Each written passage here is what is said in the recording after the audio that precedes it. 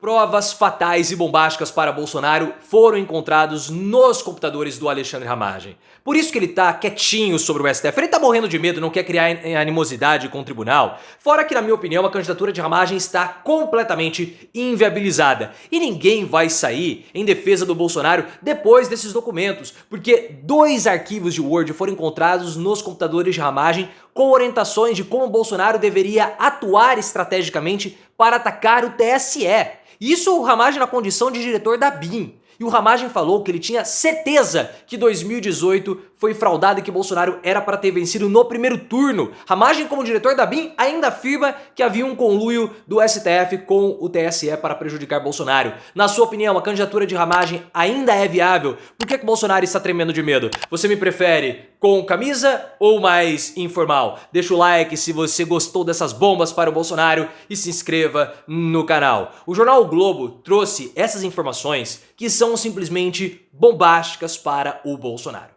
Porque a gente sabia que os computadores do Ramagem estavam passando por uma perícia. E nós descobrimos também que 2 documentos haviam sido encontrados. Documentos de Word. Só que o conteúdo desses documentos não tinham sido divulgados. E agora eles foram. E esses documentos, eles são simplesmente bombásticos para o Bolsonaro.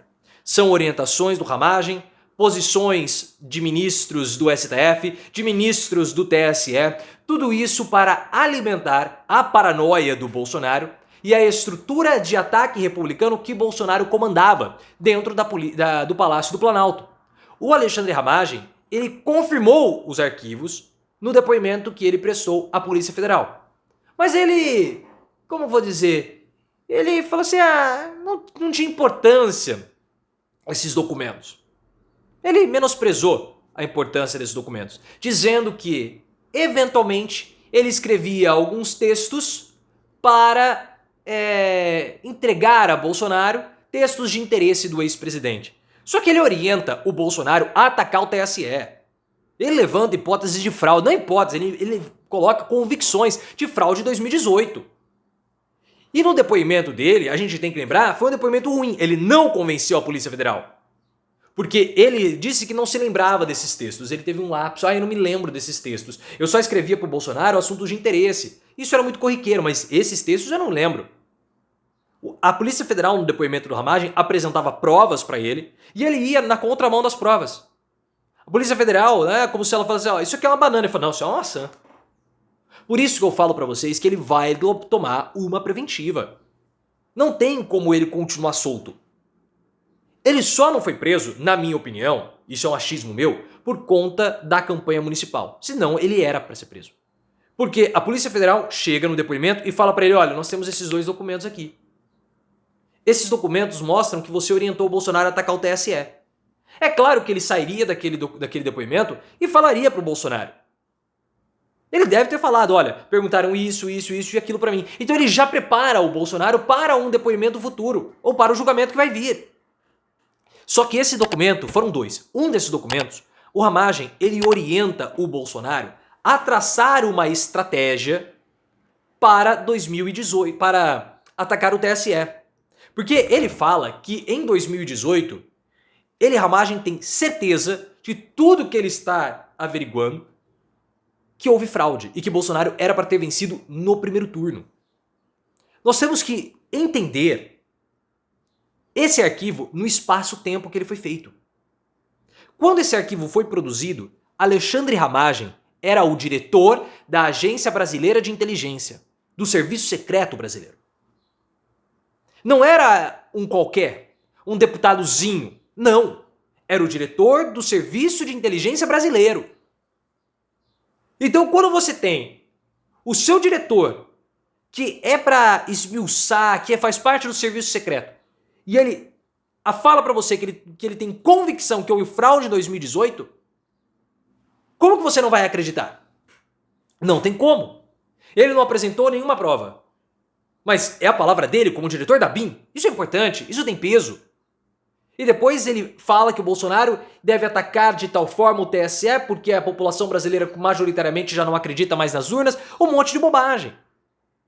Só que vendo isso, como que os aliados do Bolsonaro vão sair em defesa dele? Não vão. Os aliados do Bolsonaro já estavam muito receosos em falar em qualquer coisa para defender Bolsonaro, no inquérito das joias, no inquérito da BIM, qualquer inquérito, porque as provas vão se avolumando e vão silenciando todos.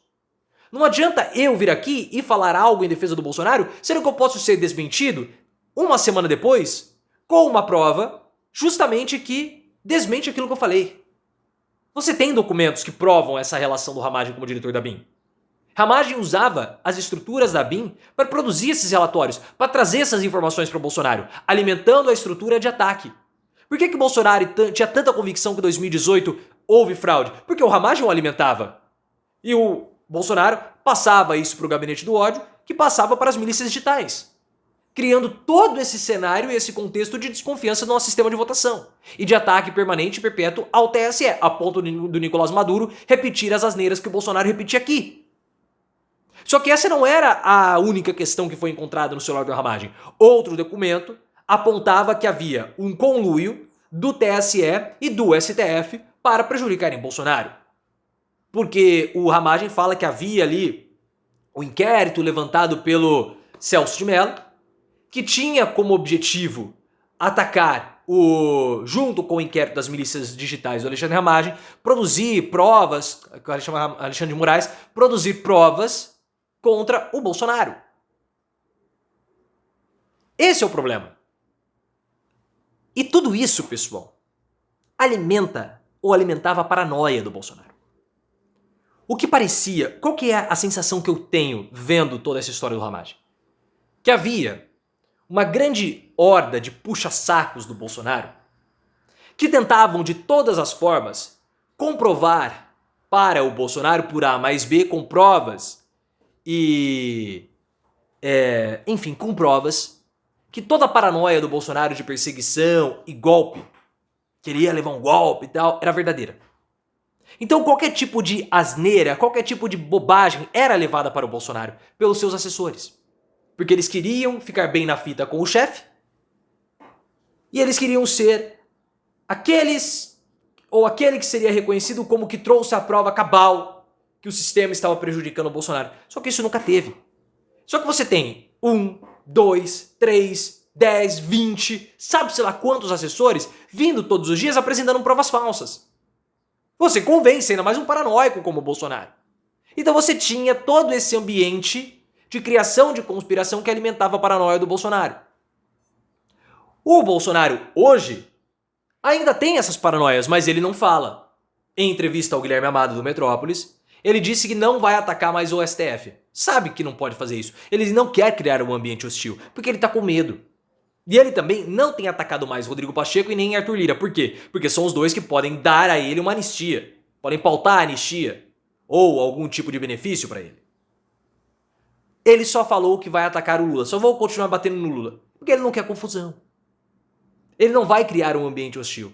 Porque ele também não sabe quais são as provas que a Polícia Federal possui.